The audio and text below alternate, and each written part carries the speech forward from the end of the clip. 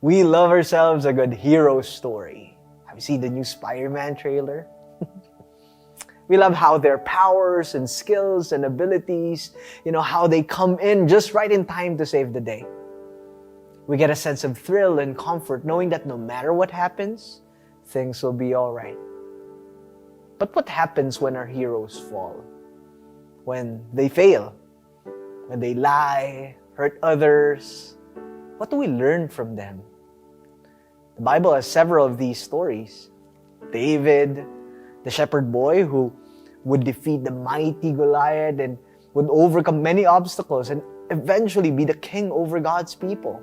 He was a mighty warrior, a ruler, a servant of God. Yet he failed, taking somebody else's wife and essentially killing somebody to get away with it. Thinking about this story should remind us who the true hero of the story is. After being confronted by Prophet Nathan, David sings in Psalm 51, "Have mercy on me, O God, according to your steadfast love, according to your abundant mercy. Blot out my transgressions, wash thoroughly my iniquity, and cleanse me from my sin." There are a lot of things that we can learn from the fall of our heroes.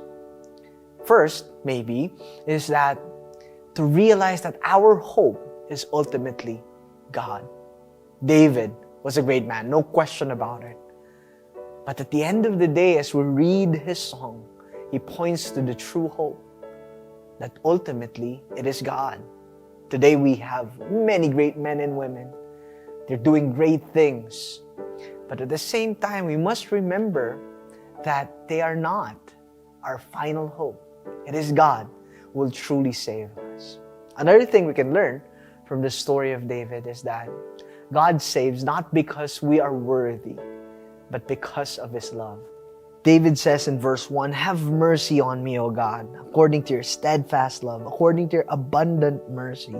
Blot out my transgressions."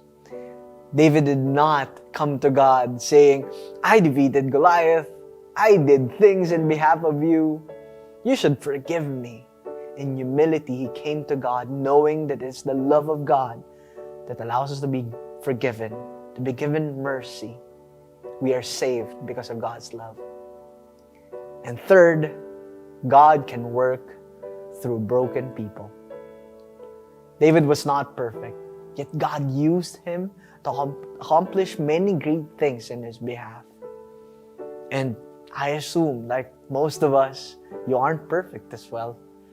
But by His grace, as we live out our faith, God can accomplish mighty things through you. I hope we be reminded of the power of God, not just to save us for today, but to save us for eternity and to save us for His purpose. Have a great day.